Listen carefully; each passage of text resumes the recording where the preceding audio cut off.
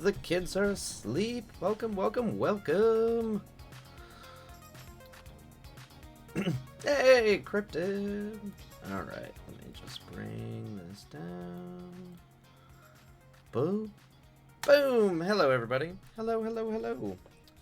Everybody is here. Look at it. We got kids are asleep. Welcome in. Ghostly. How goes the day? Cryptid. Ozzy is always a solid mood choice. Ozzy. I am Iron Man. It's good. It's a good one. Good one, good one. Though I can't test it now since I'm no longer considered a first-time raider. That's fine. We just set it up and then, you know, if we get a raid, that works. Gently dust Ghostly's ground cave. Exactly. Slips the patient number 9 album under your door. That's a Mandela effect thing. Yeah, what is your favorite Black Sabbath album? Because that's, I don't know. I always have like a weird soft spot for their third one, even though I know that's not their most famous one. But for whatever reason, I that third one. Ghostly, I am zombified. Bless Ghostly's boss for allowing her to go home early and take a nap because... Oh, Ghostly, you need to sleep. You need to sleep. Mine? I don't... Oh, okay, okay. Just the original? Gotcha. Okay, that's fine. Yeah, if you don't have a favorite album, don't worry about it. I tired. I'm imagined, Ghostly. Go to sleep, Ghostly. I've been there. I do understand. Yeah, sometimes you just can't sleep. Actually, that happened to me a couple nights ago where I just could not. I don't know. I was wired. Metallica is about as hard as I get. Yeah, I mean, Metallica's pretty... I don't know if Black Sabbath is harder than Metallica. I mean, they're kind of the first of that. I mean, Metallica kind of comes out of that, the Black Sabbath kind of vibe. Yeah, I don't generally go too hard. Okay, Paranoid. Yeah, I feel like that's like the usual one is Paranoid. And it's a great album too. Okay, you can let me know what you like it to be whenever you'd like, and I can modify the first. Okay, cool. Yeah, I'll let you know Opera Story. For now, I mean, what it's doing right now is great. I love it. You are making the Imperator Tort Bot amazing and magical. Okay, you took a 4-hour nap? Good job. Okay, Ghostly, good. As long as you did indeed take a nap. So that's good. I'm glad.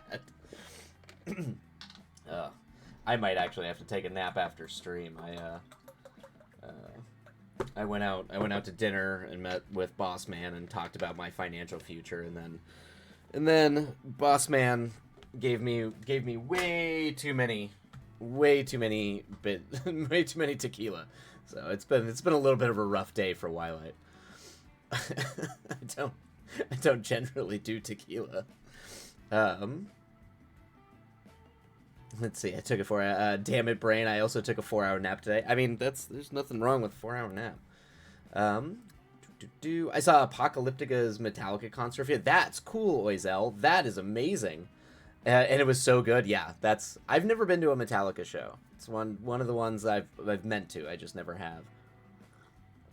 But I am here to quote Miracle Max, only mostly dead. Mm-hmm. Are you wearing a Christmas sweater? It is my holiday Junji Ito cat sweater. So if you're familiar with the horror mangaka artist and writer, he did like a comedy spooky manga about his 2 cats, and this is the closest I'll ever get to a holiday sweater, I think. For Ozzy, is a toss up between Patient Number 9 and No More Tears. Okay, got it. Yep, that works. Yep.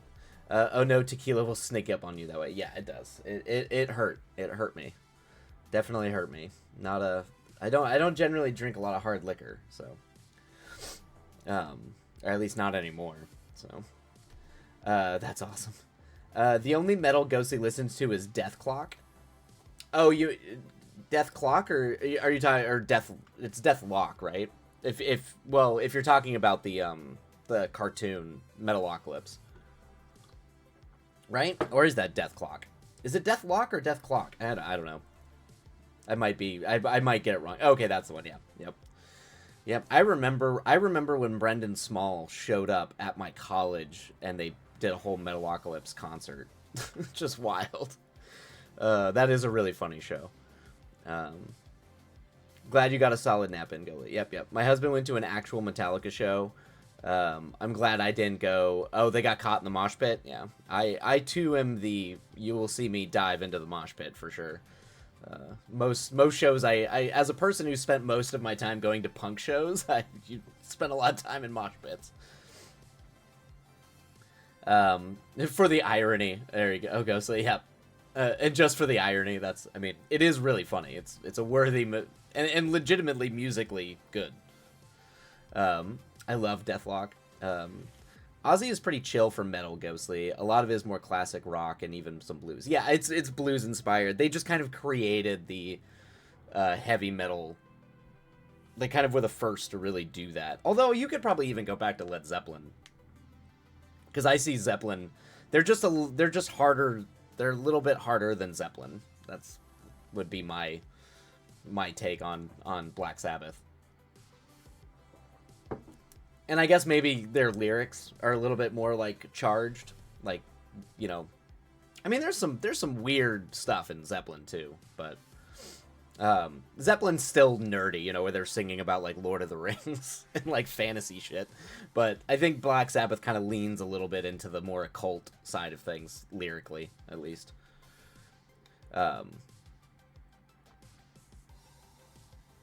Ghostly, that spelling hurts my dyslexic brain. Yeah, it does. It does. The cellos. Mm-hmm.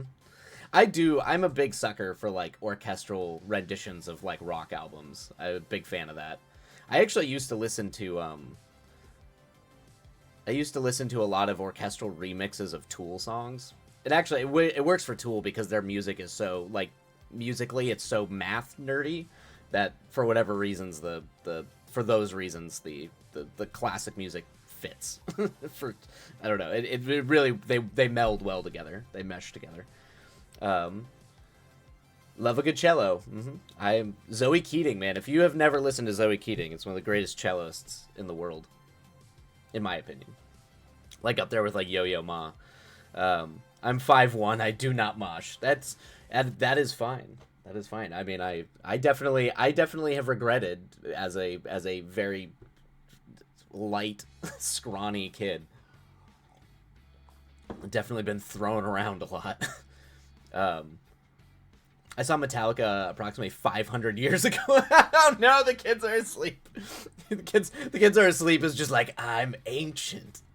500. It was 500 5 score years ago that yeah.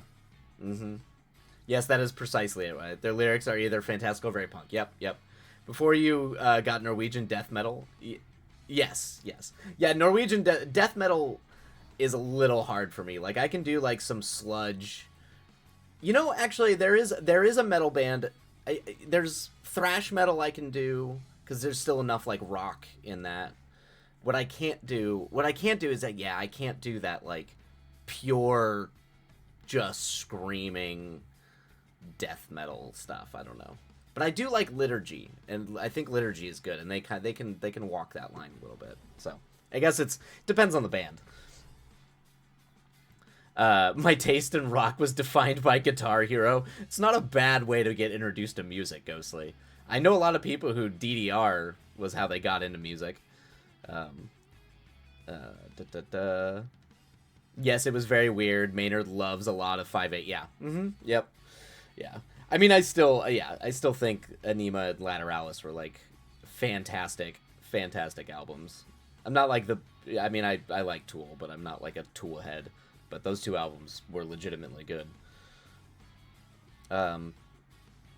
Pepper Ridge Farm remembers. Pepper Ridge Farm. No, seriously, I saw them with like Kid Rock or something. Oh wow, yeah, I do. You know what? I think I remember that show, The Kids Are Asleep. When I do think I remember Metallica touring with Kid Rock. Does everyone remember Kid Rock and when people actually liked Kid Rock? I mean, they might still, but Kid Rock was a thing. Korn. I did used to listen to a lot of Korn back in the day. Yeah, I remember Korn. Smashing Pumpkins. I still listen to Smashing Pumpkins. Smashing Pumpkins are great. That's good stuff. Smashing Pumpkins are... The world is a vampire, man. That's still iconic. And actually, it took me a long time to get over his voice, though. For whatever reason, it took me a while to warm up to his voice when I was a kid. I don't know, I bounced off it quite a bit. But then when I got into it, I really got into Smashing Pumpkins.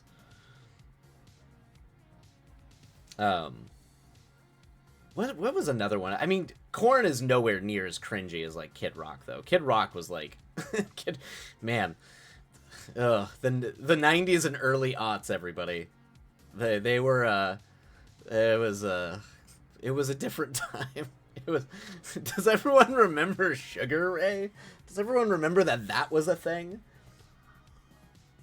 Frosted Tips. God love. God, I'm very glad that, I did have a mullet when I was a kid, but I did not have frosted tips. System of a Down rocks. They've always rocked. Toxicity is one of the all-time great rock albums. I will die on that hill. System of a Down is amazing. Korn was definitely a big part of my childhood. Yep, for sure. Korn was big. Disturbed, yeah, I knew. I never was super into Disturbed, but a lot of my friends were really into. The Kids Are Asleep. I know that show, and I wanted to go to that show because I still have never been able to go see Nine Inch Nails, and that was like young Wildlight had, like, when I was very young, I think I had more Nine Inch Nails albums than any other band. Like, there was a period where it was all Nine Inch Nails. It was just industrial goth rock. That was my jam. Hey, Sugar Ray was a key part of the Timeless film. That's true. Oh, that's true. The Scooby-Doo movie, Cryptid. It's very true. Yeah.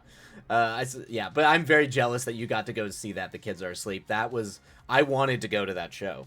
Because that was the period where I was super into Tool as well. And so even though it wasn't Tool, I would go see, Perfect Circle was like a fitting one to go.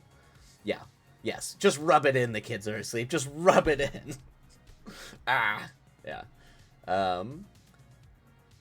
I can't spell today. Hey, it's fine, Noiselle. I'm pretty sure. I'm hoping I need to get writing done, and I'm hoping I can just function at this point without just falling asleep or dying. My sister and I used to share System of a Down sweatshirt when I was younger. That's adorable. I did not know that, Operosoria, and the image of your sister wearing a System of a Down shirt is hilarious to me. That's amazing. I was like the Good Charlotte. Okay, Good Charlotte, Simple Plan, Red Jumpsuit Apparatus, Dashboard Conventional as a teen. Yeah, that all. I remember Good Charlotte pretty well. Wildlight, did you have the Nine Inch Nails album that changed colors when it got warm? Which one was that? Was that which album was that? That was. I had Broken. I had Fixed. I had. Obviously, Downward Spiral. Which album was the one that changed color? Was it a live performance album? Was it the it was Year Zero. Yes, I had Year Zero. I remember Year Zero was a big deal too. Like, you could call the hotline that would like take you to like report your neighbors and all that kind of stuff. That's a great album. Super like fantastic anti-Bush era, anti-Iraq era, like Patriot Act era album. Year Zero is great. I didn't realize it changed color when it got warm. You know what? I probably did know that, and I just forgot. Ooh, Oizel, Gordon Lightfoot, man. The Wreck of the Edmund Fitzgerald and Sundown are two of like my all-time favorite songs. Like, I was my stepmom's from Michigan, from the Upper Peninsula, so there was a lot of Gordon Lightfoot up there. A lot of that Canadian folk music. Freaked me out when I grabbed it in the car the other day. Yeah, makes sense. The Beautifully Awful live action? Yes, we are talking about the beauty that was the original live action Scooby-Doo movie. Ghostly, yes. With the Outkast on the soundtrack, yeah. Dude, Outkast rocked. We knew. Everyone knew what was up. It's fuck, I know this. It's Years. Okay, yep. Years Zero. Okay, yep. We love the sweatshirt, and then we went to Sequoia National, and she lost it, and that also sounds exactly like your sister. Just not surprised that she would just lose that. The CD will color shift and warm. Oh, okay. You know what? I wonder if I can go dig that out. That might still. I think my mom still has a lot of my old CDs. Because she'll never admit it, but she likes to listen to my music. She always argues that it's too angry or weird or out there, but I know she listens to it in secret. Oh yes, oh man, what a time. There was some on the original Chase playlist. Yeah, that's a good one too. Yep. Ghostly was a kiddie, but Ann Arbor was a staple to Baby Ghostly. Yeah, Ann Arbor's good stuff. Mm-hmm. And Outkast. Outkast is great. Teen Cryptid listened to everything from AC/DC, Nine Inch Nails, Green Day, Less Than Jake. I've always been a musical chaos goblin. As a person who grew up with a very wide musical palette, I think just being eclectic with everything, all the art or quote-unquote media or whatever it is that you engage with, I think it is very important to make it as varied as humanly possible. because I think it makes you a better person. I think it makes you more like it's like well read. You know, you understand more. Adult Cryptid still listens to all these, but there's a lot now, so I get caught up on new stuff. There's a ton. I kind of went. I just recently have gone through like a music phase where I just was like, yeah, I need some new music. So I've started like deep diving into some like new stuff that's coming out, and there's a lot. It's a little overwhelming. There's like, I'm like, oh man, maybe I'll just go back and listen to. I'm just like, man, there's too much stuff. I'm just gonna go listen to like, Led Zeppelin a little bit. Like listen to Led Zeppelin 4 or or Physical Graffiti. No, definitely. Oh, here's a fun one. Thought of this yesterday while I was winding down to hang with Dan. What is everyone's most surprising thing you listen to? Okay. Oh, that's a surprising thing. Okay, that's a good question. All right. Yeah, what is the thing that's very out of character that you listen to? Okay. Or not out of character, but I guess, yeah, would surprise. I guess for me, I don't know if I come off as like not a hip hop person. I did listen to a lot of hip hop when I was younger. So I maybe that's why, but I mean, it's Kendrick. I love Kendrick. I don't know if that's surprising though. I don't know if that's a shocking thing, but I do love Kendrick Lamar. What is happening? Oh, okay. Yeah, that's fair and valid. He's incredibly talented. Yeah. He's a wordsmith, and I do like. I think like I particularly if I'm gonna listen to like hip hop or like gangster rap, I mean that original NWA album is really good too. Ghostly listens to Irish she shanties casually on the reg. That's not surprising, but I don't know if that's out of character. But I do appreciate Irish sea shanties are a way to go, man. Yeah, that's in character for sure. Might be the Diddy Bops for me. Okay, all right. Diddy Bops. I guess that would seem, yeah, for someone who's like listening to a lot of, Nine Inch Nails and Industrial, the Diddy Bops might be somewhat surprising. Honestly, I remember hanging out with some of my friends in middle school that they came back when we were in high school, and they were shocked that I didn't listen to death metal because I listened to so much like Nine Inch Nails and Tool and Rage Against the Machine when I was in middle school. So I think they just thought that I would continue on that trajectory into death metal, and I never got into death metal, so that always surprised them that I wasn't a big fan of death metal. But I think that's because I hard turned into punk when I got to high school. I started listening to like old British punk. Mine is probably Miranda Lambert. Okay, all right, that's my chill time jams. I mean, Miranda Lambert is pretty good. I can see that. I think it gives off the vibes of a person that would listen to anything. I think you definitely have the like you're curious, so you would listen to pretty much anything that came across. Now you might not like it, but open to listening to it. Ugh. That's a good question. That's good. That was a good question, Cryptid. I like that. I went to go see the big movie news is a couple days ago I did get to go see the new Omen movie, and I highly recommend if people like those kinds of movies to go see the new Omen movie. It might be better than the original Omen. So if you want creepy devil baby, it's a good time. Well, and more like creepy evil nuns. But I'm a big fan of like Catholic horror. So if that's your jam, I highly recommend it.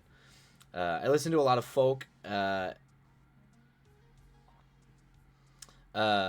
see. I listen to a lot of folk and country for someone who dresses like a grunge punk. Hey, there's some good country out there.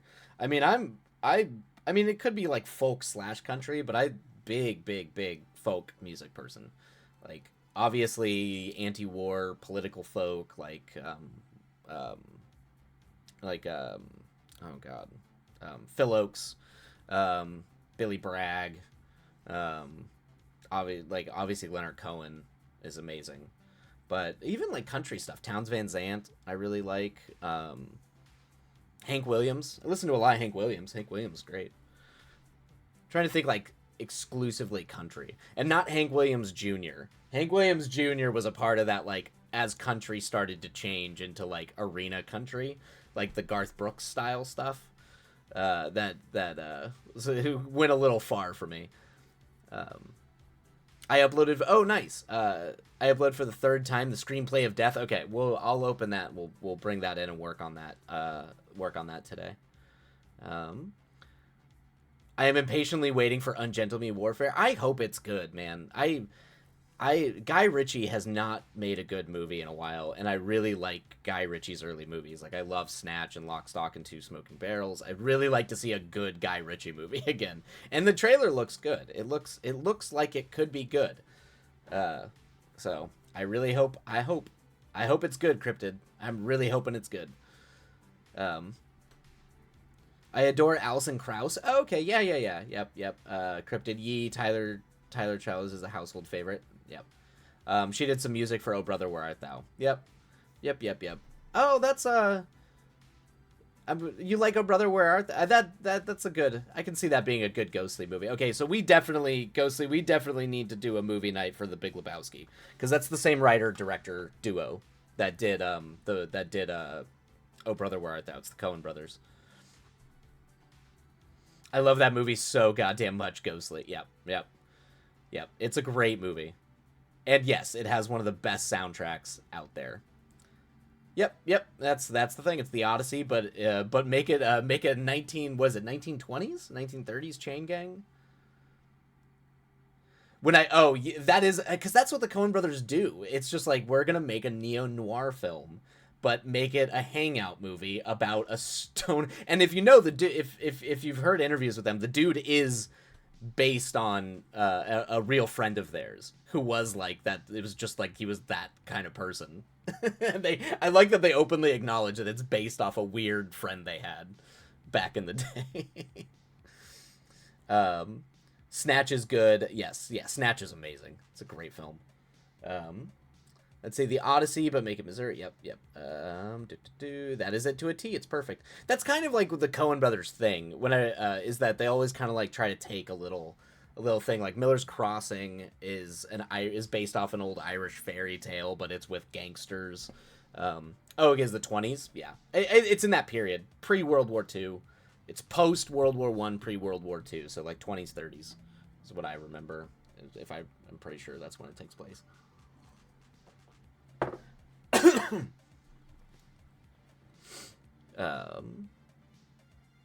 Yeah, Snatch is good. What else is there's a I mean, I'm pretty sure I will have to be intoxicated and go see the new Godzilla movie, because I go see every Godzilla movie because I love Godzilla. But I am not expecting it to be good. I mean, it looks terrible, to be fair.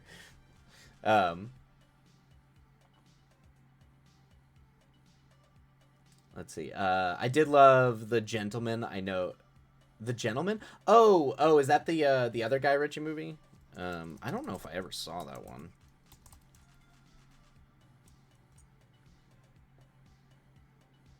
Oh, is that a TV show? Oh, yeah. Okay, yeah. It's a TV show created by Guy Ritchie. Got it. Okay. Yeah, I definitely did not see this. I discovered Oh Brother right around the time of, oh wow, Boondock. Both of them are critical to my upbringing. My high school sweetheart was obsessed with Boondock Saints. Like, that was her favorite movie of all time. I remember being like, I was I was not the biggest fan of that movie. I mean, it's fine. Like, it's totally fine. But like that movie was like, yeah, it's almost like too Boston for me. There was like it was so Catholic Boston. I was like, Jesus. But listen, you give me sleazy gay Hugh and I'm here for it. That tracks. I'm just that easy. It is now. It is now. I started. Okay, got it. It started as a movie. Gotcha. Okay, the movie is not perfect, but it's very gay and very good. I'm all there for it. The same time I watched with Boondock Saints. Yeah. Okay. Yep. Yep. But that was like that was a thing. Like Boondock Saints was like I feel like a foundational film for so many people. That it was like I think it was like their first indie film that they really watched, or it kind of like it had that kind of attitude and that edge where everybody was like, oh shit. And also like two of the hottest guys working in Hollywood at the time. Like I mean just like literally those guys were I remember those guys were just like they were the hottest dudes, and they were tattooed up Catholic gangsters. Also Willem Dafoe in that film. Willem Dafoe is superb in any movie, but Willem Dafoe is especially great in Boondock Saints. Honestly, Willem Dafoe for me is my favorite part of that movie, and Billy, the comedian, Billy. God, what's his name? He plays the dad. Um, he plays their dad. That shows up at the end. I can't remember his name, but is it Billy Connolly? Yeah, thank you. Yes, the kids are Billy Connolly. Yeah, yeah. Also, he's a great comedian too. But yeah, Billy Connolly's great in that movie. Let men be badass and gay. That is the modern era. We need more of it. We're getting there. We're getting there. If you definitely want a great gay movie, man, Love Lies Bleeding. I cannot recommend that film enough. Everybody should go see that movie. It's incredible. It was a firefight. That scene is an amazing scene where just utilizing film language to be able to like intercut the past and the present.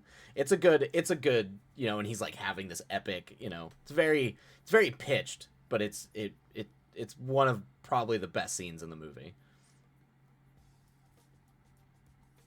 I remember that movie having a good soundtrack too, if I remember correctly. I'm pretty sure it had a really good soundtrack. Very like Catholic sort of churchy choir mixed with kind of the Irish jig kind of thing, if I remember. Some good guitar riffs in that. Yeah. Ba-ba-bum. All right. Oh, all right. Let's see here. Ghostly, did you drop the script in the Discord? Let's see. Yes. Boop, boop, boop. Switch. Okay, yep, you did. All right. I will grab it. All right. You did indeed. Okay, shared writing. Got it. Cryptid, I will be back shortly. Got to go have dinner with my wife before she's back to the lab.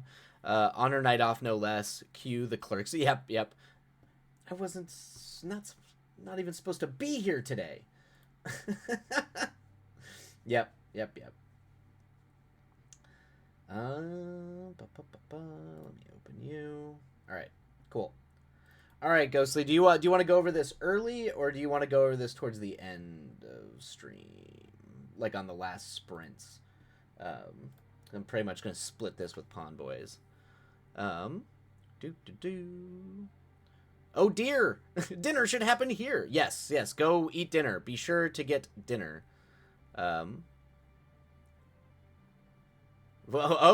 Tord is testing both. You have D&D tonight. Okay, yep, we'll do it early then. Yep. All right. Look away. I changed some of the dialogue as well. Okay. Lurk. Gotcha. Okay, I was like, whoa, Tord is freaking out. I don't think we will get close to then, but just in case. Yeah. No, that's fine. It's better safe. All right. Let me bring you here. Actually, you know what? I will minimize you. Do.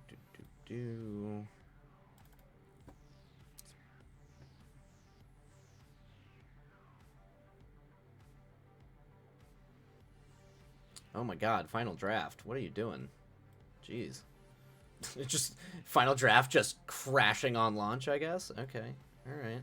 I don't know why that's happening. Wow. Come on, final draft. Windows.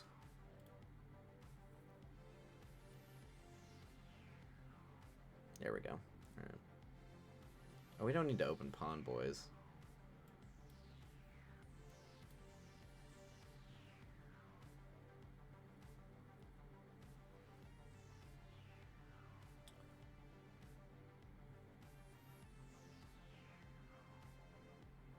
Oh, weird. Okay. It's interesting that it wants to just completely do a new thing. Weird. Okay. Yeah, that's bizarre. Alright, we don't need Pawn Boys open. We can close Pawn Boys. Wow. Final Draft is really slow on Windows. Jeez. Okay.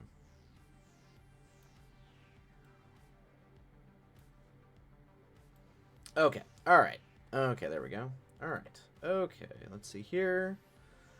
I went back and tweaked a few things to make dialogue a bit more characterized, and then, of course, the ending changed nobly. Okay, cool. So let's go through that. All right.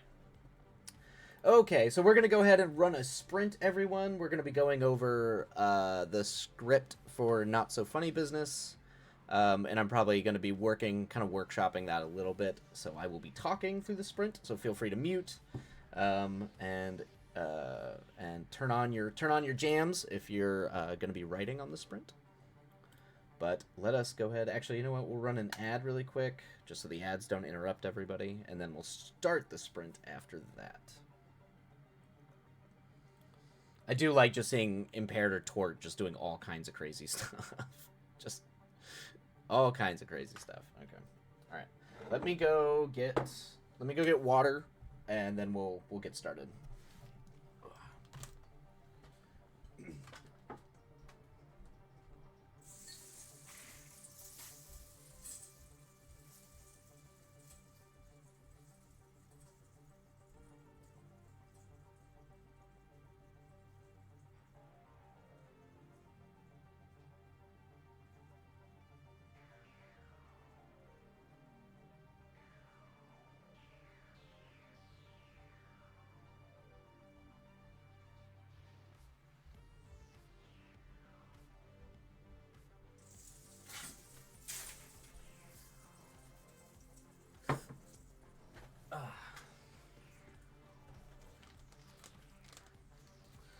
All right. Okay.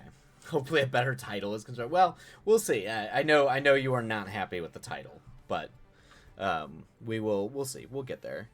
There might a new inspiration might strike. Hopefully, sorry, I'm just doing it from the console. It looks like just doing it randomly. Yeah, I mean, I think it's cool, but you know, it's funny. I have grown a hatred towards this one. There was a large part of Ghostly that just wanted to title it Crime Clowns until further notice. It's good. Crime Clowns is a great temp title. If if that's what you're going for. I mean, Crime Clowns could be, even though it has very little to do with actual crime. So, all right, let's let the ads wrap up. All right, ads are done. Okay, everybody, we are going to go ahead and get started with our writing sprints. Feel free to mute while I chat, and yeah, we will see you all on the other side. Happy writing, everybody, and away we go. All right. They're in chat commands, but we'll need to go. Got it. Okay. Yeah, that's fine. What is happening? What is happening? Oh my god. Okay. What is oh, crap. Okay. Alright, okay. I will have to go back to that. Of course, my phone just dies right as people are trying to text me. Alright. Okie doke. Alright.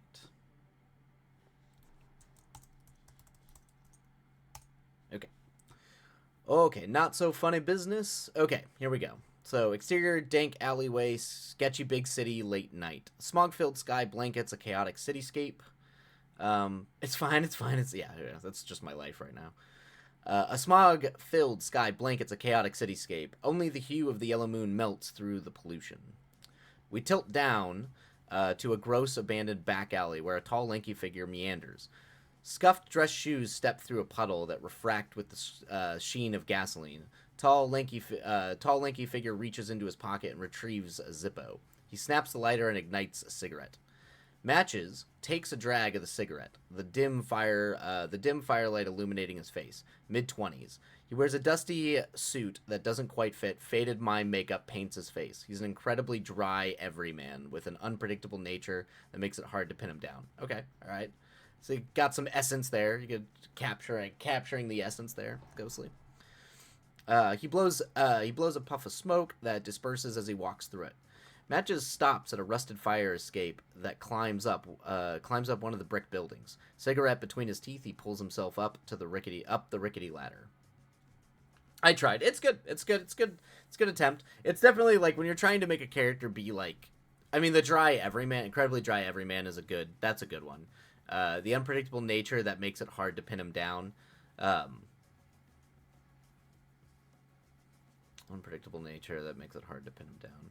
I mean, you could do that. That one might be a little too vague. Like an actor reading that might kind of struggle to be like, okay, how do I portray that? But an incredibly dry everyman, that's like gives you a good vibe. That's a good vibe for it.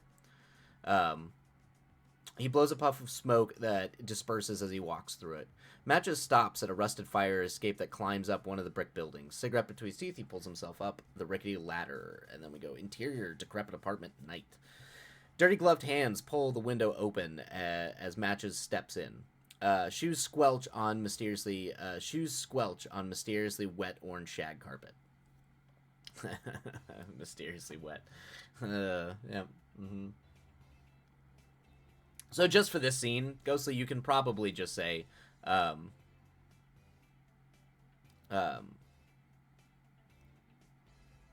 can probably just say like match. I know you're trying to paint like the dirty, like everything's kind of got the dirty vibe. You can probably just be like matches dirty gloves, pull the window open.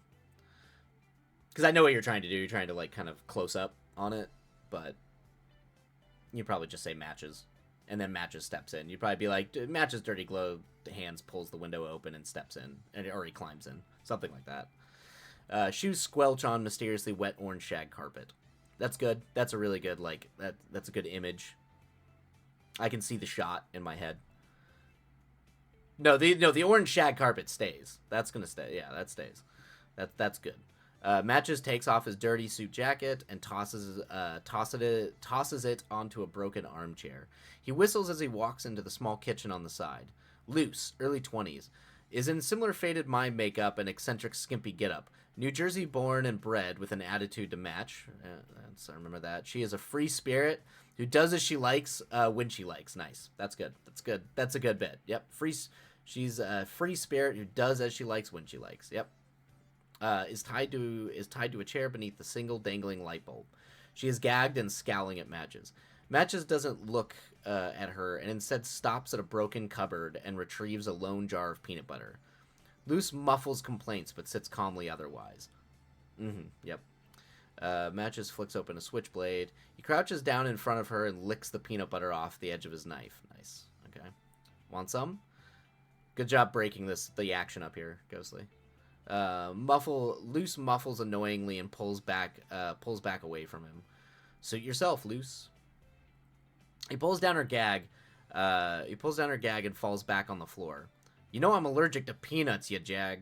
Matches. Sorry, slipped my mind.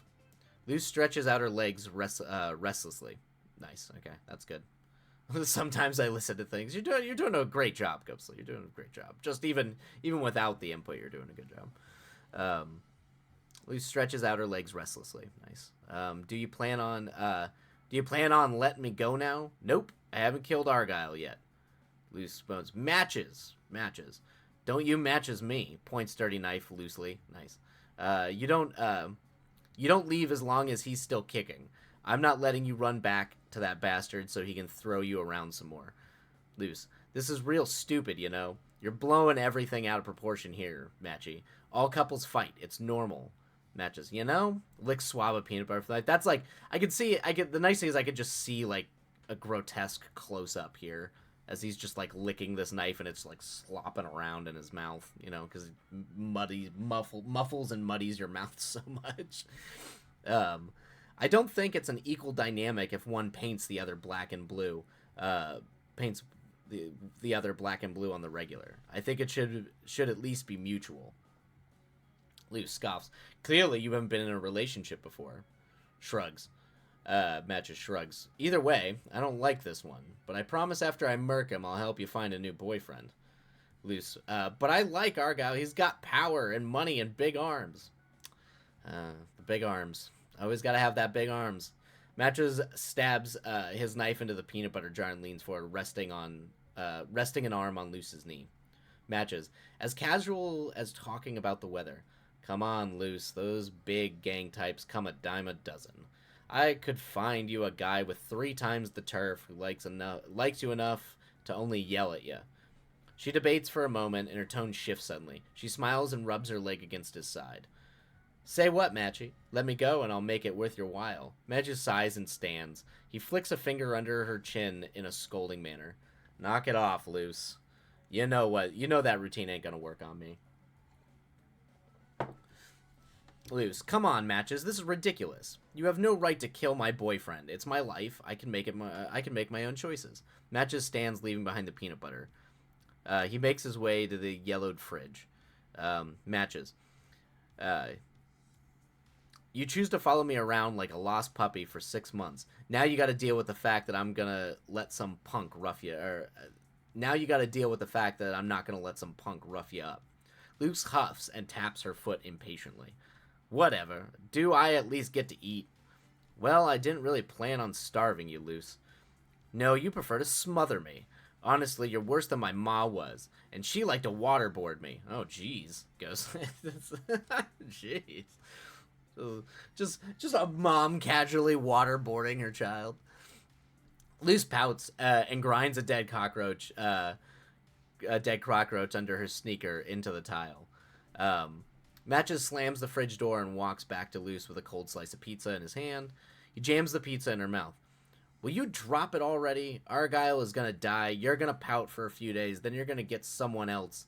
You're gonna get someone else and forget all about what's his face. Luce bites the end off the pizza. Luce bites the end off the pizza, falls like a brick in her lap. Okay. Look, man, it's dystopian clown New York. Stuff happens. Yeah, that's true. All right, Luce. Do I have to get a chance to eat, or do I have to hand? Do I get to have a hand to eat? Matches takes his knife from the peanut butter jar on the floor and licks it clean. He cuts one of the zip ties on her wrist. Luce shakes her hand and flexes her fingers. Matches carelessly exits back to the living room. He falls on the couch with a poof of dust as he fumbles with the TV remote. An old Charlie Chaplin film flickers on a boxy TV. Matches closes his eyes and starts to drift off to sleep. Meekly from the kitchen. Hey, Matchy, can I watch TV too? Matches' tired eyes open. Chair legs scrape against the dirty tile as it's dragged. Wood squeaks as all 4 legs of the chair set into the dingy carpet. The faint organ music of the film warbles in the dark apartment. Luce sits with her legs up in the chair, her chin resting on her knees. She watches the TV with wide eyes, nibbling at the cold pizza. Matches lays haphazardly behind her on the couch. We can get ice cream tomorrow after I kill Argyle. Okay. Interior decrepit apartment morning. Oh, got a whole new scene here. Matches reapplies his makeup in the cracked mirror behind the front door. Luce leans back in her chair, still in front of the TV to see him. Will you do mine? I think it's all rubbed off. You don't need it. You're not going anywhere. But what if someone breaks in to say hi?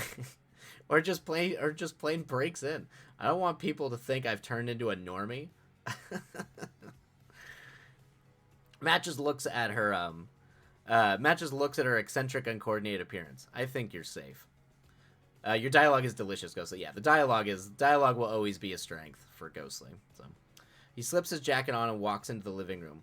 What's that supposed to mean? Matches hops on the couch and bends over the back to rifle behind it.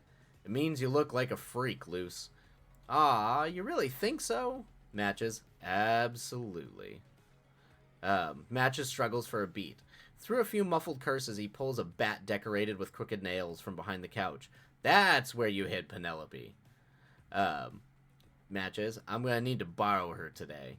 Matches hops off the couch and lays down on the ground in front of it. Loose. Matchsticks O'Neill, that's nice. If you kill my boyfriend with my own bat, I will put rat poison in your foundation. That's really good. That's a great line, Ghostly.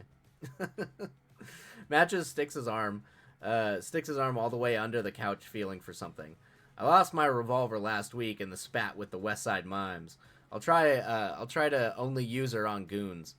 I'll steal something of theirs to finish off Argyle, but I can't just waltz in there with a smile loose. I like my kneecaps, thank you.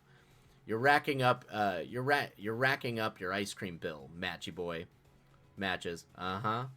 Matches sits up with the bottle of lighter fluid in hand and tucks it into his inner jacket pocket. He turns back to Luce, who is kicking her feet restlessly. Now, you. She looks to him, but not fast enough to dodge him pulling the gag back on her mouth. Nice. Behave yourself. Luce muffles complaints as she watches him go towards the window. He steps out into the fire escape and rests the bat on his shoulder. He leans down to look in the window. Kill me later, all right? Nice. Matches slams the window shut. End scene. Okay, great, perfect. I can see why you wanted to add that scene, that end scene, Ghostly. It's a good little ending there. It's good. It like the scene is good. The dialogue is great. It kind of matches what's going on. The time break, I kind of liked. It's cleaner as a short film. It's cleaner if it's without a break. Like, it's just cleaner to have it all take place at once. But I don't really at this time I don't really have like a way to combine the two in a way that makes sense. So for now the extension needs to be there. I think it gives you this like little dialogue bit at the end needs to be there. Having it take place in the morning with like a time break, I'm not sure, but I don't know how to fix that. Because the way you had it originally ending here, it does just kind of end. Like it has like a downbeat, so it gives you kind of like a conclusion, but it doesn't really resolve anything.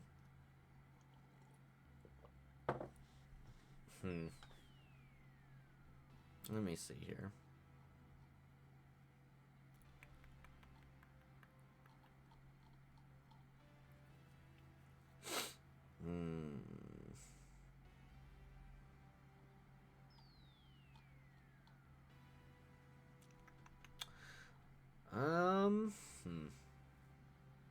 I think for now, I'd say leave it. We can always change it later. Because, yeah, I was like, it doesn't make sense for him to just kind of, like, doze off and then, like... You know what, it might just be easy enough to just keep it at night, like, early morning before the sun comes up. Like, he just takes a nap before heading back out to kill him. I don't know why, but I like the whole thing taking place at night. But I wrote it originally in prose to be very disjointed, and I don't think it's translating well. Disjointed like in terms of time. That could work. I say, yeah. I think time, unless you're going for a very specific disjointed, like you're trying to really throw people, you don't want to do that. You want to keep the scene contained, unless the point of the scene is that time is kind of like your ability to keep track of time is unraveling. So you could do it like if you wanted to keep it in the point of view of Luce, and that Luce is losing track of time as she's tied up there, maybe, or that time kind of speeds up and slows down just because of the nature of the human mind. When you're like bored and trapped and can't move, your perception of time starts to get weird. But no, it's not that deep. So I think just keep it. It might just be like having a doze. You can probably do something with the TV. And you just cut away to the TV and then have it kind of...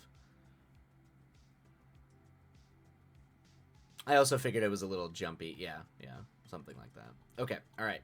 So Ghostly, I'm assuming you're writing all this in like Word, right? Or in like a you don't have like Scrivener or another writing program, right?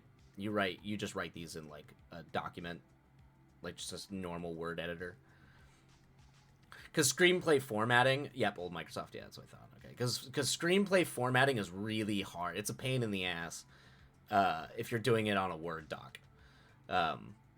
It's horribly tedious. Yeah, it's because typewriter. It comes from typewriter stuff. So what we're gonna do is, screenwriting programs obviously format all this stuff for you. So what we're gonna do is we're gonna translate this over into, because I can tell some of your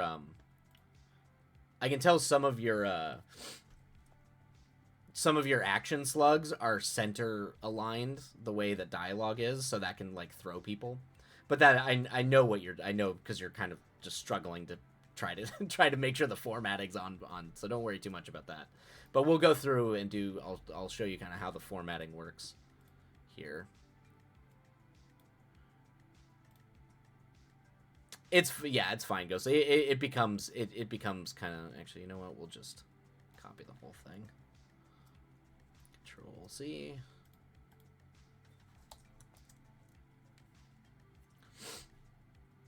Okay, all right.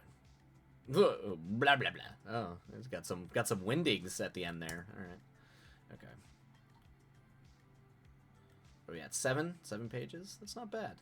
That is not bad at all. Okay. Do we got? Let's see if it properly. Wow, that actually properly.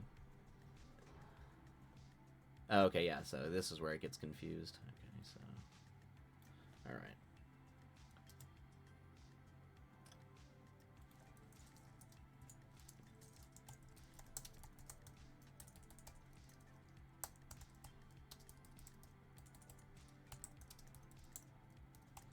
Okay.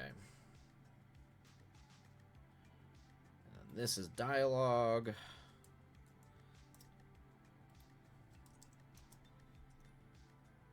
No. You're supposed to be dialogue.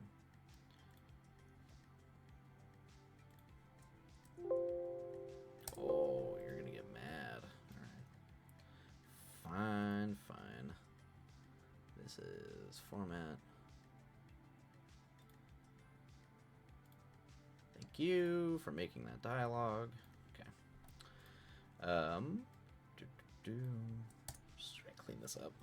I wasn't sure if I was too much. I wasn't sure if it was too much to add the daytime bit. I put it in because I felt like it told more of a full story and ended things more naturally.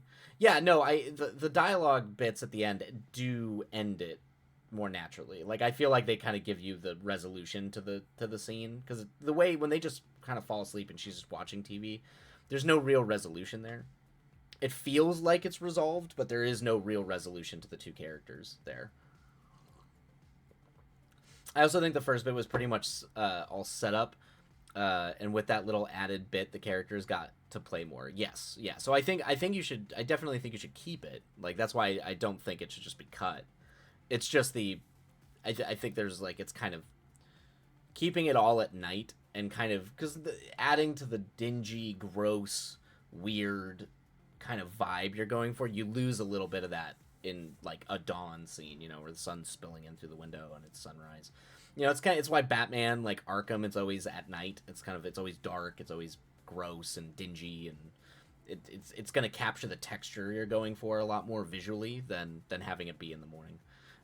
Yeah, I wasn't married to the idea of it being morning anyway. Yeah, I think just having it. I think there's a way I visually think you can get around this. All right, so something like let's see here. That's just how the pros happen. Yeah, exactly. But see, this will be a kind of an interesting. The reason why I'm fascinated by this and want to kind of explore it is you kind of can start to see how adaptation works when you're adapting things from a prose to a film. Different things are going to start taking priority, and things that work in prose aren't going to work in film. So you need to like, okay, how can I capture this and kind of capture the same spirit of it without without losing kind of what the prose is trying to tell you, but do it in a way that visually works, because it won't always match up that way. So let me see here. All right, this is dialogue. Here we go. Leads on knee. Okay. After I edit the prose, I'll upload. Yes, upload to Discord. Yeah, no, I'll definitely. It's useful to be able to read the original prose story, so I definitely think you should do that if you don't mind, because I'll want to take a look at it as well. I don't like this one, but I promise after I murk him, matches, stabs a knife. Da, da, da. All right. She debates for a moment, and her tone shifts suddenly. See. Knock it off. Loose half steps. Okay, whatever. Ba ba ba. Slams pizza under her mouth. Loose bites. Okay. Do I get do? Himachi. All right. I'm just gonna make sure. That the dialogue is formatted to the dialogue here. Tweaks.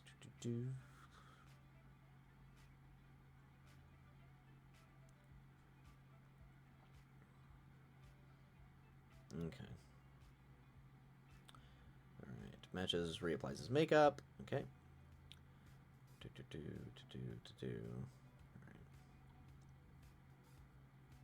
Alright. Absolutely.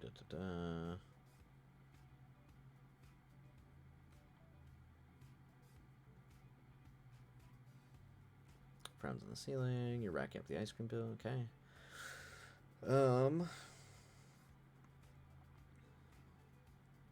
I do like that he looks like he's just going off to, like, anarchist war here.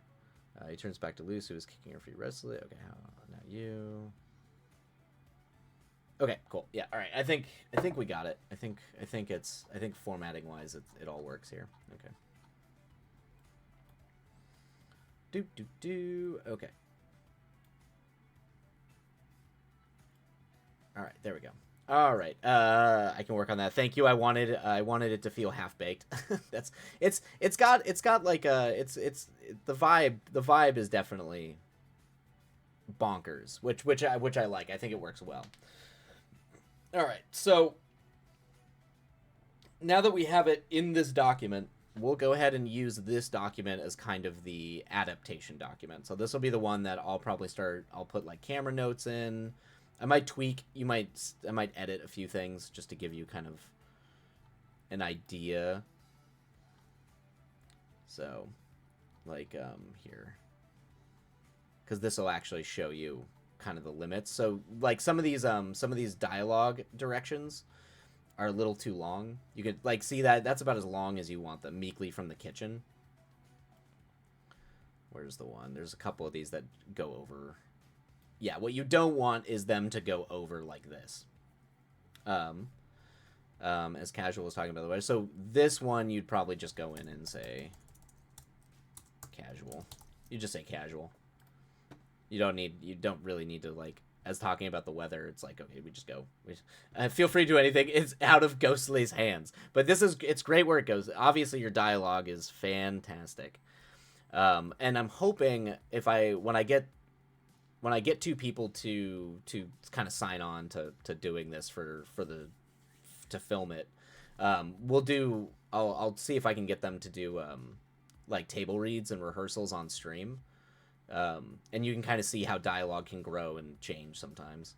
Sometimes they'll stick directly to the script. We'll try to preserve as much of, because that's your strength. Your dialogue is fantastic, so we want to maintain that and just have it, make sure that if we are changing it, that it's for a very good reason. Thank you. I was still a little iffy about the beginning. So filming it, I'm probably gonna say right now, this probably won't get filmed. If I lived in New York, I could go steal this. We could just go do this in the middle of the night, but this might not get filmed. Which is fine. It might just start inside the apartment and just keep it in the apartment. So that's probably gonna be how that's gonna break down. So All right, cool. Let's see here. That's the main meat anyway. Yeah, yep, exactly. So what we'll do is we will save this as... All right, so we will save this as the draft, essentially like the Ghostly original. All right, save as projects. All right, Crime Clowns.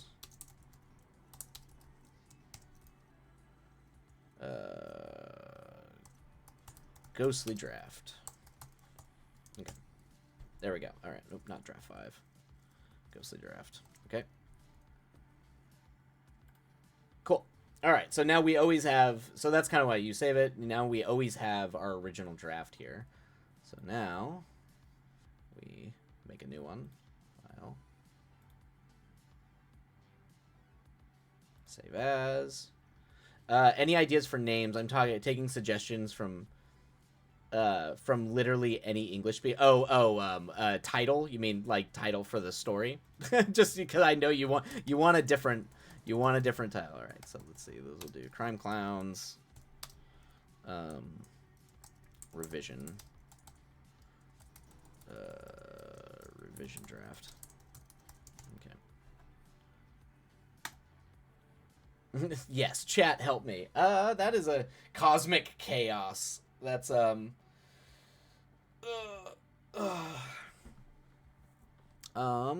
let's see here.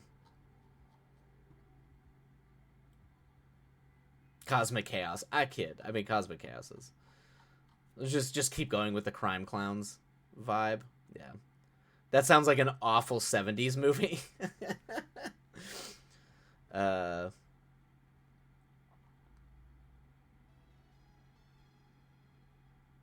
So it's the sequel to Spaceballs. Yeah, yeah.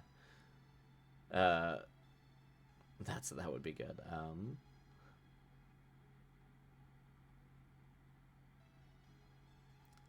Penelope.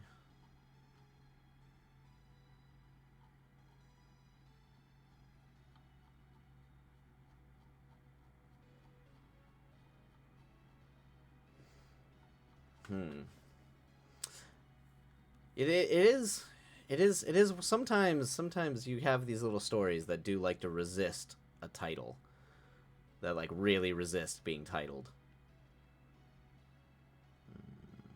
Let's see here.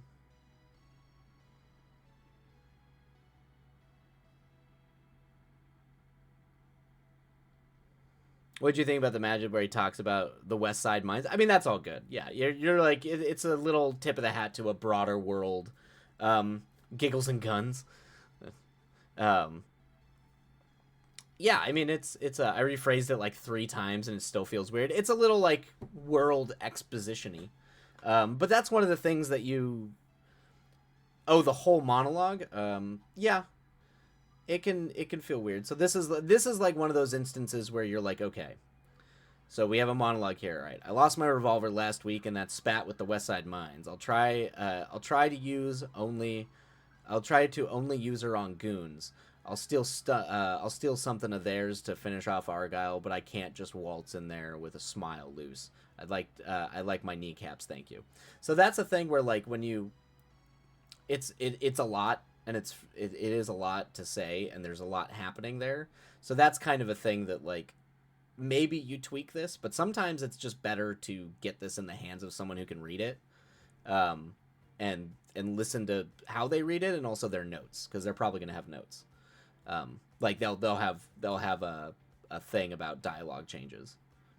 So sometimes the funny thing is that dialogue is one of those things that oftentimes is the most fluctuating the most in a screenplay. So by the time you're filming, you generally want it locked in unless you have people... Oh, Clowning Around is a good title, Oizel. That's not a bad one. I just saw Clown... Yeah, that's a good one. That's a good title. I think that might be the title, Ghostly. It fits the story really well. Actually, you know what? I'm gonna do that right now.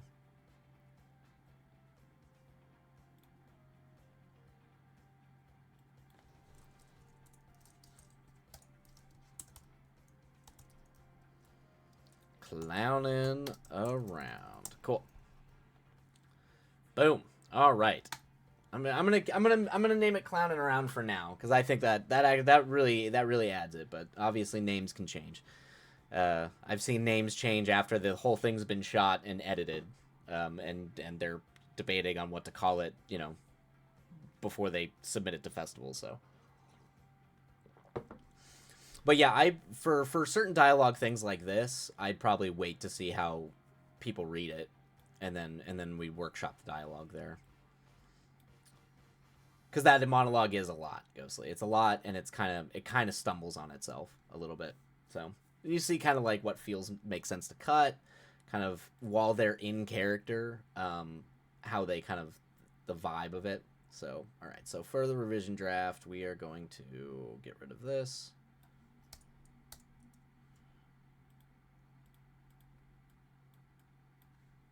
There we go.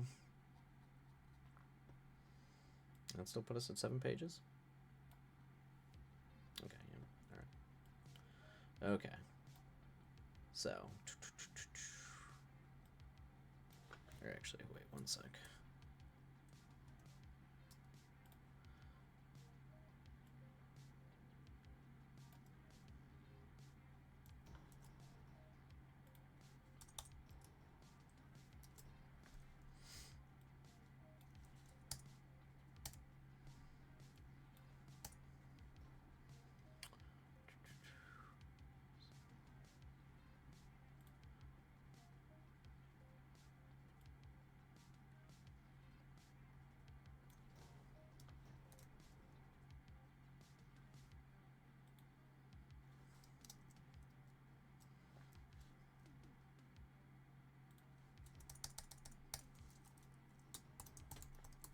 Oop. I was always on the Mac side.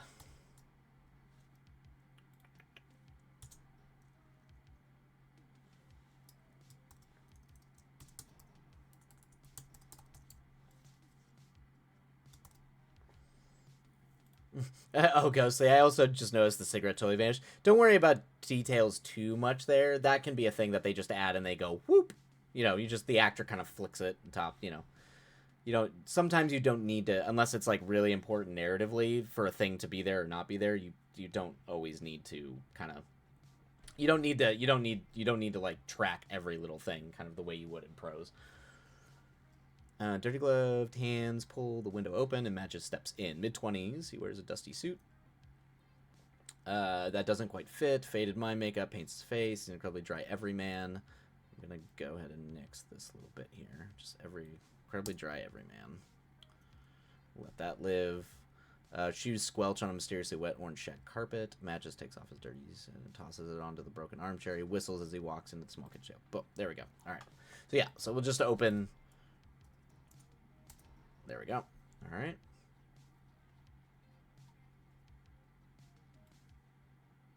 Boom. Okay. And then the other thing we will do here is, let's see here. Ghostly is excited. Yes, it's good. All right, hold on 1 sec. Okay. All right, here we go. Okay.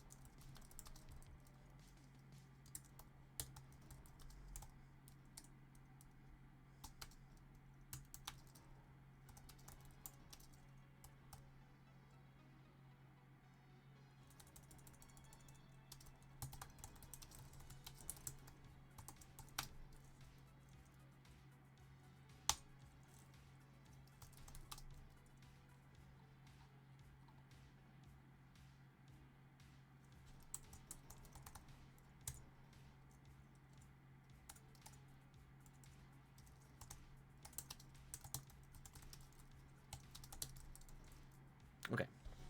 Oh, okay, there we go. All right, so there it gives us a nice little visual transition moment. We could just move that, he'll dissolve, or just move in, pull back out, make it look like a single shot, and time passing. And he's just putting on his clown makeup. All right, cool. Yeah, so we'll just leave it like that for now.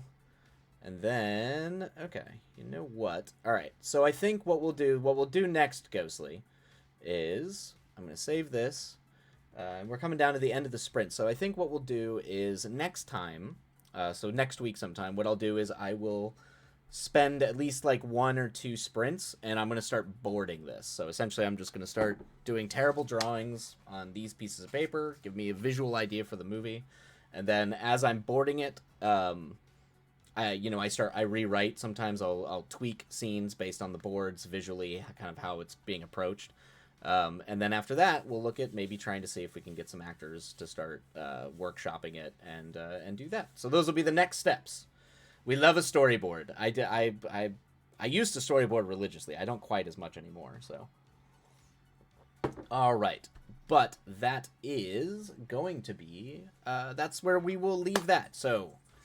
Hopefully you are excited, Ghostly, and that's where we'll pick up next week. Oh, hi, Princess. I'm just gonna jump on up. We'll pick up next week, and we'll continue to we'll start breaking down the visual language of the short film. Yeah, I think we probably could get this. This might be like a nice little 5-minute, 6-minute movie. See how fast we can make it. 7 minutes is fine, but anything under 10 is a really good, like, solid short film length for something like this. But well done, Ghostly. It's a good story, Ghostly. Your dialogue's always huge. I love it. So it's good. It's good work.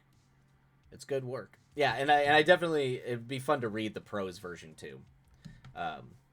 I have become a burden on my loved ones. I have not shut up. Oh, Ghostly. just harassing everybody. I think it means the most. Of course. It's good. Everybody in here is supremely talented. It's a whole group of fantastic writers. Oizel and Cryptid. I can't wait to read Cryptid stuff. Oizel, your short was absolutely lovely. Everybody here is very talented. Everyone here is a very talented writer. You're all good. My screenwriter friend is making my movie.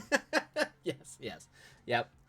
So but think of it more like we as a community are coming together to use the express. We're all kind of coming together to all workshop and make this thing, and then we'll go out and make it, and you all will get to be there every step of the way, see how it's done, and also throw in your ideas and input. It's great. It'll be a nice little thing for this community to kind of workshop together and create a really cool thing. So you should be proud of that, Ghostly. You now have an army of people behind you. Because that's literally making a movie. There's an army of people behind. And that is also one of the things that makes filmmaking intoxicating, I will say. When you realize when a bunch of people kind of come together and kind of live, like, it's why there's always like war allegories for making a movie. Like, you're living through long hours, you're living through, it's kind of one of those it's a very intense experience making a movie, and it's a lot of people. It's very intoxicating. I've seen people, we call it getting the bug or the hunger. Because I've seen people that just kind of like, oh, I'll help out on a movie. That sounds cool. And they come out of it. They're like, I want to do that for the rest of my life. It's an intoxicating thing being on a film set. I wrote a screenplay once like 15 years ago. It was terrible. Hey, yeah, you're already worlds ahead, Ghostly. You are. As a writer, Ghostly, you are doing just fine. As your first script, it's far better than my first scripts were terrible. Absolutely terrible. And I wrote all my first scripts in a Word document just like this. If I could still, and they were all Star Wars ripoffs. They were all like sci-fi or horror movie ripoffs. They're a ripoff of Army of Darkness, Evil Dead, or Star Wars. Like every single thing I wrote when I was younger. All right, everybody. If you're coming back from your writing sprints, hopefully it was a productive writing sprint. We're gonna go and do 10-minute break, and then we're gonna dive back into it. And I'm gonna switch over and start working on Pond Boys. But in the meantime, feel free to make some tea. I'm going to run some ads. I actually have to go charge my phone because I had some people who were texting me at the beginning and I need to get back to them. So I'm going to do that really quick, but I will be right back. And let's bring up Scrivener. And there we go. Oh, all right. Well done, Ghostly. Well done. Imitation is the sincerest form of flattery. Pond boys? Yes. All right. I will be back, everybody. Let me run these ads really quick, and then we will go ahead and get started on our next sprint.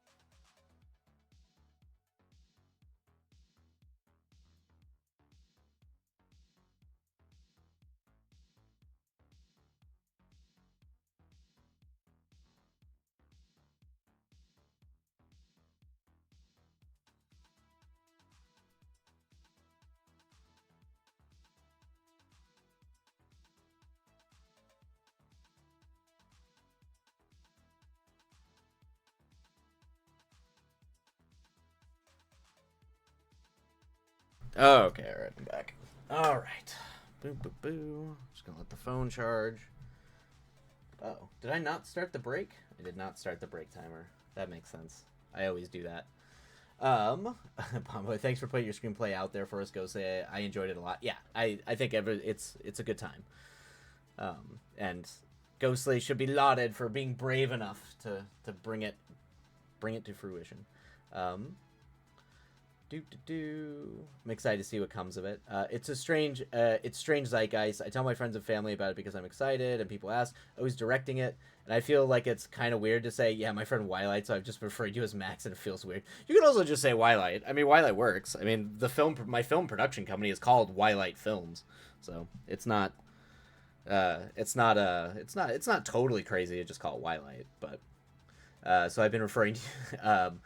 Thank you so much, Oizel. I've been having all of the "does it suck though" thoughts, and that means a lot. Yeah, yeah. Those thoughts never go away, particularly when it's really nerve wracking too when you have like a film, like a production behind it, and everyone's like reading the script, and everyone's trying to make it happen. So you're always kind of like, is this terrible? And no one's telling me.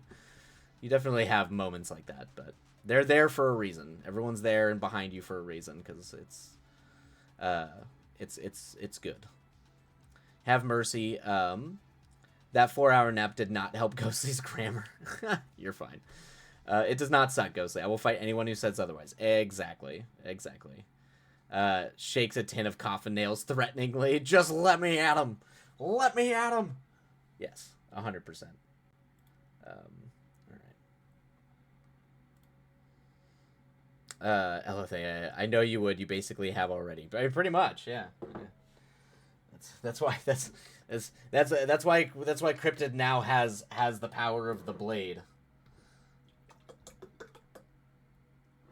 All right.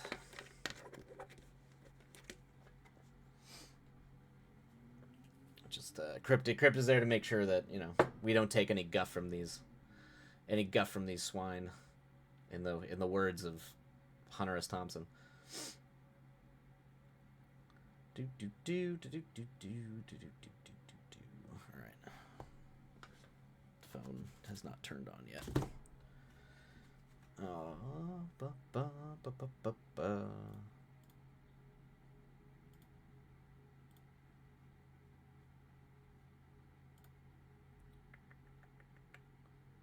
I find it so funny how life works. How's that, Ghostly? I mean, life is a silly, strange thing full of coincidences and strange connections and all kinds of it's life. It's a messy, weird thing. Full of all kinds of happy accidents and tragic tales and delightful things. It's a mess. That's why we tell stories about it.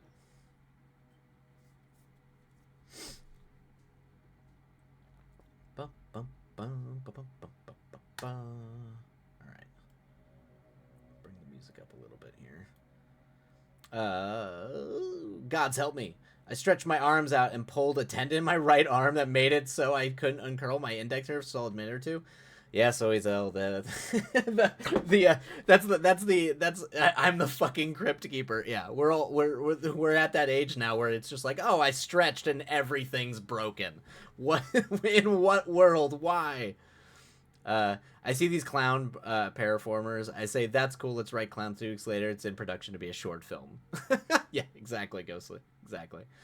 Yeah, it's a strange thing. Strange things happen. Ouch. Ouch. I woke up and for once nothing hurt. Oh, that's so good, Cryptid. I'm glad. Maybe, oh no, but then at work ended up being horrid and now my shoulder is back to being fucked again. God damn it. Why does that happen? Yeah, it's stress. Yeah, I tend to I need to be better sitting posture because I get really bad pain in my upper back and like all around because of the way, I'm pretty sure because of the way I sit, because publishers Twilight. Yep, that's why. All right. Okay, let me resolve everybody texting me all of a sudden.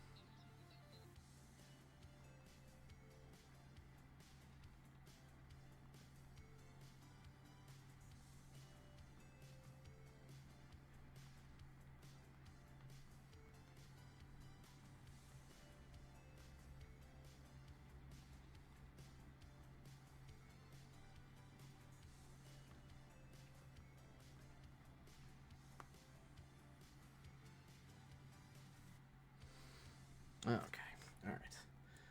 What we got here? Okay, Ghostly hides her working bones.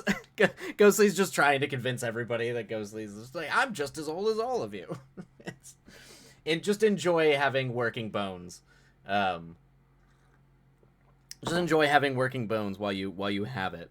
So, don't worry, Ghostly. No one is taking your bones. They won't help me anyway. My issue is squishy stuff, apparently. Oh yeah. Bones? Never met her. Ah, yes, the carriage in between the bones. You know, the ones with the horses. Yeah. I will say one thing is that it particularly after going out and going out and imbibing too much. I definitely cannot do that the way that I did it years ago. It hurts too much. It hurts. Don't recommend. I'm pretty sure at this point I'm starting to be like, yeah, I think any amount of alcohol is just for young people. It's not for old people. You're ridiculous. Yes, Ghostly, you are ridiculous. The carriage between the bones. Oh.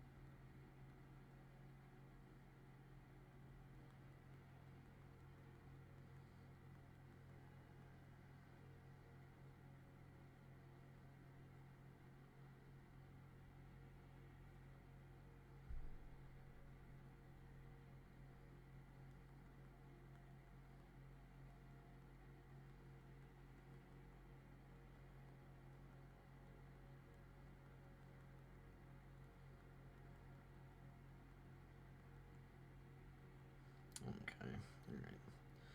All right. Okay.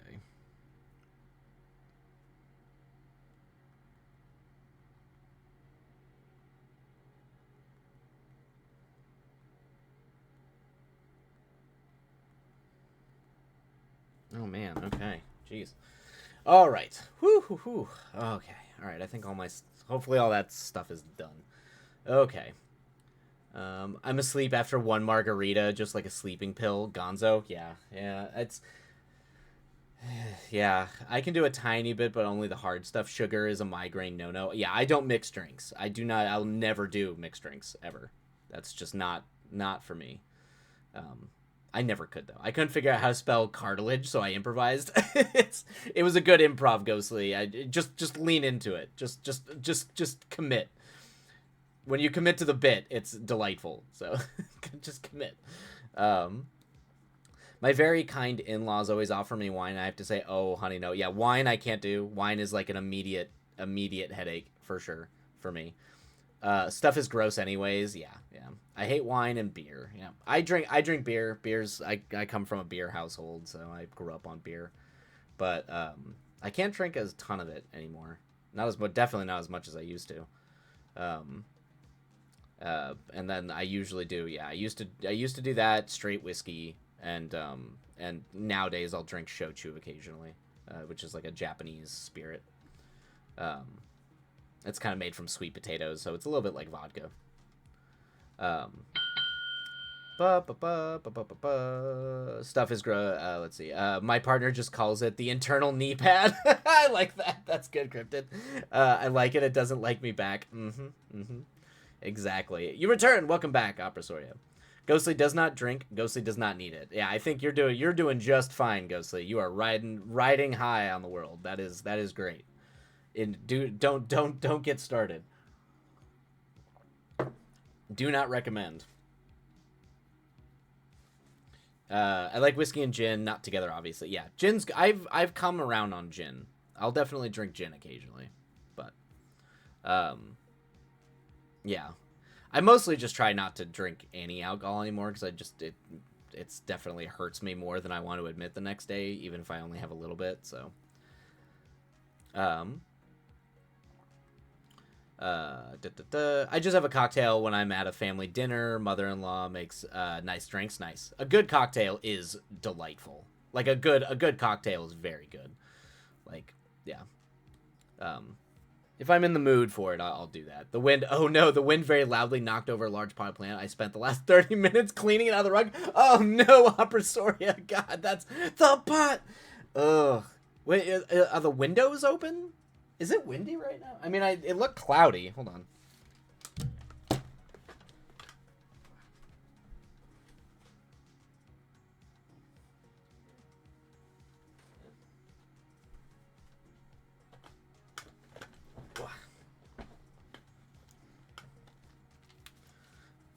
It's not too bad, but I can see there's. But you're out in the yeah. It might be windy where you're at.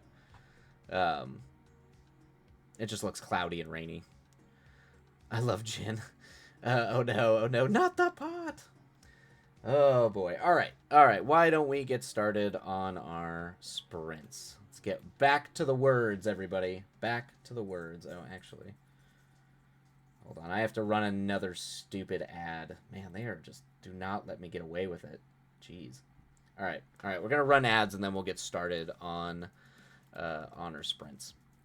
Off to the old worky work. Yep, got to get those pages done.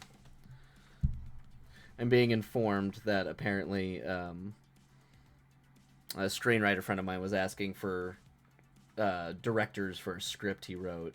And so I gave him some director picks I thought would work, and apparently one of them had a terrible experience on True Detective and doesn't want to do anything that he didn't write. So that sounds rough. Jesus.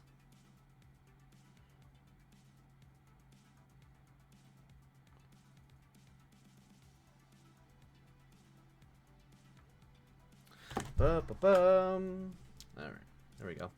Do you want them to set up on a schedule?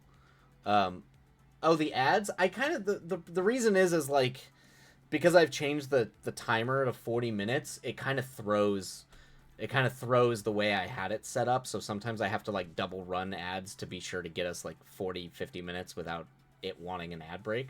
But if there's a way to do that, Opressoria, if you know a way to do that I don't have to constantly monitor them, that would be cool. That would be cool because I hate having to look at it. I'm sprinting in the office tonight. Oh, don't at me. It's been a day. That is, yeah. That is you working on dev edits. So I'll be pretty quiet during sprints. Go for it, Cryptid. Don't. I know. I take the day, relax. Do what you need to do. So don't feel any pressure to be active during the sprints, or active in chat. There's no pressure. I mean, I need to get the script done, so I should just be writing all the time. All right, let's see. Ads almost done, and then we will dive into our next sprint. Worky work. All right, everybody. We're gonna dive in. You listen to 3 minutes, run 3 minutes an hour, and that should stop them from auto starting. Okay, yeah. Maybe I'll do that. I don't know. Now I just ran those. We got over an hour before I have to run another ads. All right, everybody. Happy writing. I hope the sprint is productive, and let's go get the words done. All right, happy writing, everybody, and away we go.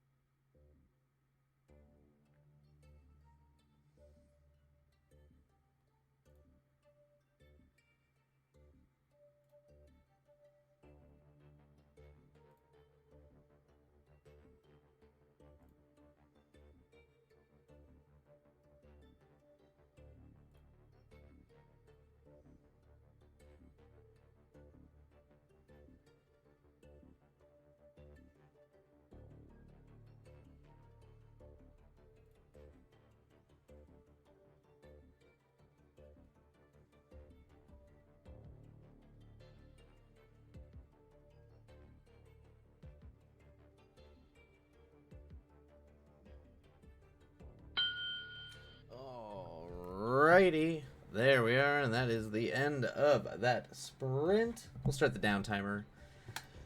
Whew. All right. Yeah, and if you didn't see on the chat, this will be the last sprint of the evening. Sadly, I do need to be done by 7. Someday we'll get back up to four sprints. Someday. But I do have to go make dinner and maybe take a nap. But welcome in, Maya. Welcome in. I might actually. Do I have tea? I have tea. All right. Boo, boo, boo. It's okay, Lighthouse. Yeah, it's been a little bit of. This week's been a little. It's been a little bit of an intense week. This week actually was wildly more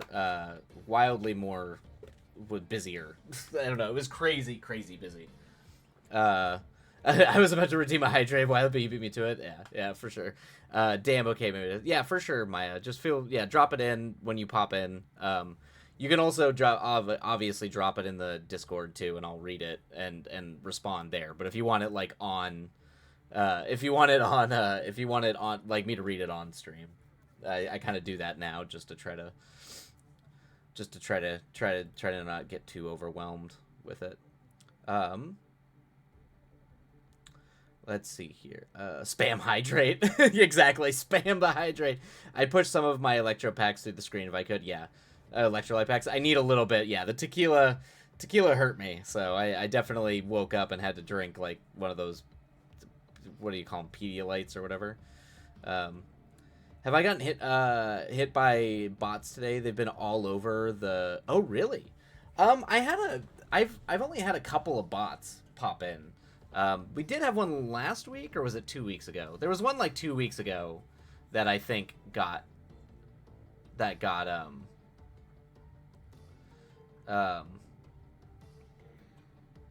yeah. I don't know what how is, but I do know that we've had a couple of bots, yeah, so I might, yeah, maybe I've just dodged them because I'm not in that world, I don't know. But have you been getting hit by those as well? The kids are asleep. Are they hitting you too, or no? 100 hours of writing. It's a marathon. Gotcha. Okay, that makes sense. I wonder if it's because they're just all the. Yeah, that's. Oh, you haven't streamed. Okay, it's just today. Oh, you haven't streamed today. Okay.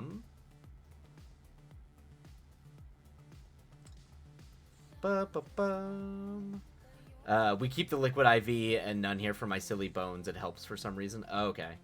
Yeah. I mean that's I mean it's good. I don't know, man. Those even now those don't help me feel that much better. Yeah. I made a little bit of progress, so we'll see on the last sprint. I'll actually try to get some more pages done. The problem is it's just too long. It's still too long. I think my first act is clocking it at like 40, probably 45 pages. It's just too much. It still needs to go down. Someone needs to make a bot that takes down bots. Yeah. I think they're trying. Oh, redeem stretch and hydrate. Oh, here we go. Spam by spamming the hydrate. But yes, stretch, everybody. Be sure to stretch and drink. And don't pull a tendon. Exactly, Oizel. A Twitch Terminator, if you will. That's true. Yeah, I agree with you, Maya. Maya, you're still going by Maya, right? I know you've changed your name a few times, but Vale Archie, I'm assuming. Let me know if you want me to start calling you by your new names. Let me know. I don't mind. I just don't want to assume. I agree though. Someone does need to make a Terminator bot. Maya's fine. Okay, Maya. For sure. So next week, we'll be writing like framing movements. What's the next step? I'm sorry, I want to understand how movies do things. Yeah, so it's gonna be a mixture of me boarding and then writing in like I might like say the way it's written. It changes like the way I'm framing it and the way that I might change certain like elements of the script. So like actions might change in terms of like how someone moves, what they do, that kind of thing. So it's just that. It's essentially going to be that. I'll probably write in some some camera moves, some sort of thing. It'll be kind of like making it a cohesive visual thing, so that it'll start with the storyboards and then me using the script for notes. So I'll probably I might write some camera movements and essentially building essentially a shooting script is kind of the next step. Save the writing fingers. Yeah, do not hurt the writing fingers. Yeah. I stretch my neck, but it sounds like a cement mixer. Oh no, just crick. Yeah. Oh man. Neat. Yes, it's a process. It's kind of like revisions in a way. It's just different types of revisions. So you're always, the thing that I wish I had known, particularly when I did my movie, was I really wish that I had done more editing and refinement in the draft phase. I mean, the script I was filming was insane. Like, I would not recommend. Don't write 130-page, 2.5-hour movie, or like 2-hour movie that's a period piece that has practical monster effects that takes place up in the mountains and think you're going to be able to make that movie for $35,000. Like, just don't do that to yourself. Like, you're just fighting a losing battle. And I am amazed how much we were able to pull off with that shoot. Like, we did pull off, I mean, we shot the whole damn thing pretty much. I think just some of the bigger effects stuff we weren't able to do. But, I mean, we shot most of the movie. I mean, it was 21 days. 21, almost, yeah. It's 21 days. 1 week in LA and 3 weeks in Wyoming. But, yeah, don't do that. So, anyway, I've become very adamant about, like, really trying to refine it as much as humanly possible. And then when you're on the set in the day, you can kind of you can explore things. There's more freedom to explore things because everything else is so efficient, because you've refined it and edited it. And then when you just want to try to have as much edited before you go into filming, because it's more expensive, it's more stress on everybody to try to get it done, and it's not a smart way to do it. So you just try to do as much editing as possible before you ever get on set, is the biggest thing. And that's something I really wish I had, but I in order to make a movie and, try to save up the money and do your own thing, that I think I had to feel like Icarus or something. I had to feel like I was, going to go fly to the sun. That was the only way it was going to get made. And I learned a lot of lessons on that movie. I learned a lot of lessons. Holy crap, that's insane. What was the last time you directed? That was it. There's a lot of that movie, and what happened in my life after that movie broke me for a long time, and it took me a long time to kind of have any semblance of, you kind of have to be confident in what you're doing to marshal people to make a movie, and kind of like, be able to convey your vision to people and have people kind of get on board with you and feel like they can trust you and you know what you're doing. And I definitely had a little bit of a dark night of a soul period. I mean, that was also leading right into COVID. So, like, right after we finished production, I was doing post-production. I was literally doing ink tank effects in my kitchen during COVID. Like, a lot of the effect shots in my kitchen during COVID. While I was, like, Zooming with the actors because, we were all on lockdown. Like, all of us wouldn't leave our apartments. And then, like, yeah, there's a reason why it took 5 years for me to, and then have to also deal with the fact that it was a short film instead of a feature, because I shot a feature, and that's a really tough pill to swallow, to be like, okay, well, it's going to be better and more polished and look better as a short film than it will as a feature, because you can kind of see a lot of the edges of the frame a lot of times. So I learned a lot on it, but it was rough. It was a rough 4.5 years. Yeah, so I'm very glad that it's being submitted to festivals and it's going, and I don't ever have to watch it or look at it again. Just definitely happy to put that part of my life behind me and take the lessons learned and get back on set. But that's why I've been doing, like, I was the director of photography on my buddy's movie. It was trying to, like, get back on set and build confidence and all that kind of stuff. Just build like, oh, okay, I'm not a total waste of space. I do know what I'm doing. I am competent. I may not be a genius or anything, but I am competent. Competent in at least making a movie. So, yeah. My original username was Born to Die, and that's over a decade old. I still have people calling me Born because of it. Okay, gotcha. Whatever you knew me as. Okay, gotcha. Okay, Maya. Sounds good. I'm sorry to hear that, Twilight. That's life, Ghostly. Sometimes you go through the troubles, and then you come out the other side, hopefully, kinder and more resilient than you were before. That's the goal, at least. That's at least my goal in life. Generally, is when bad things happen, you just try to come out the other side with more compassion and more wisdom. Dark Night of the Soul. Did you ask a clown what the trigger was? Yeah, okay, Maya, for sure. Yes, the ink tank. Oof, glad you made it through. We're grateful. Oh, thank you so much. I am glad to be here. I thoroughly have enjoyed. That's actually kind of what started this stream. The stream was kind of I did start this stream as a little bit of like a healing / I'm just gonna have my scripts on stream, and no, I'll never be afraid to share a script with people ever again. Because you're seeing all the cringy mistakes and bad lines that eventually get refined. It's definitely a good way of just being as open as possible. Thank you, Ghostly. You're very talented as a creative eye. I have faith that your work will be appreciated by the right people who certainly have an audience. Oh, thank you, Ghostly. It's very nice of you.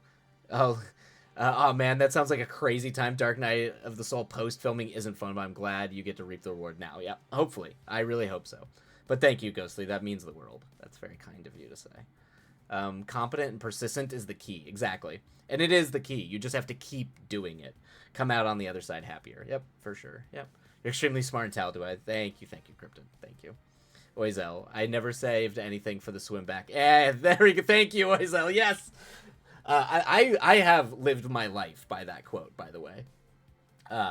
I do actually live my life that way. There have been many times that I have been very unsure of my future and my ability to stay housed and fed, because I'm just like I will carry it down to the wire, and I've definitely been in some tricky situations living like that. But I do live by that quote. It's my favorite quote from that movie. You sir wrote Virgil. You deserve an Academy Award. It is very nice to hear how much you love Virgil, Ghostly. That is a big victory for me, for sure. You win. You've done it. No one can do it better. Never doubt yourself. Thank you. And the same goes for you and everybody in the stream. Never doubt yourself. You are all talented people, and you are great writers. And you have things to say, and those are the two, there's a lot of people out there who can be good writers and they don't have things to say, and you all are brilliant writers and have a lot to say, even though sometimes you don't think you do. You really do. All right. I try. It's hard, but I try. Exactly, yeah. Yeah, we're all there. I try. It's so hard. It is so hard, but you're all already doing it. Yes. Yes, clowns. Mm-hmm. The deep thoughts behind clowns. Very thought-provoking. All right, we will. Long before I saw Gattaca, there was a similar sentiment echoed in the Reba TV show where the mother's daughter, Mom Reba, wanted her to go to college as a safety net in case the music thing didn't work out. And the daughter said, I don't want a safety net because then I'll fail. Yeah, that's true. That's true. I remember my safety net was always... I never had one, but I was like, well, if everything fails, I guess, I come from a family of teachers. So I was like, maybe I'll just go be a teacher. And now even seeing that world is hyper competitive for being treated like, paid like crap. So it's like, well, I might as well just be a filmmaker at that point. Both of them just mean you're a glutton for pain. So, and you're not going to get paid a lot for it. So, all right. Accurate. Yeah, right, Oizo. Yeah, you know better than anybody. It's accurate. It's very true. All right, time to write in the cock and balls and such. How it be. Yeah, for sure. All right. By the way, Crypto, that's my favorite new thing. A quart of cock and balls snorts. Yep. All right, everybody. Let's dive back in to just everybody. It is a delight having you pop back in, Maya. You got that that gutter sense of wit. Or the crudest of wits. All right, everybody. Let's dive back into our sprints. Happy writing. I hope it is productive, and you're all brilliant. So, away we go, and happy writing.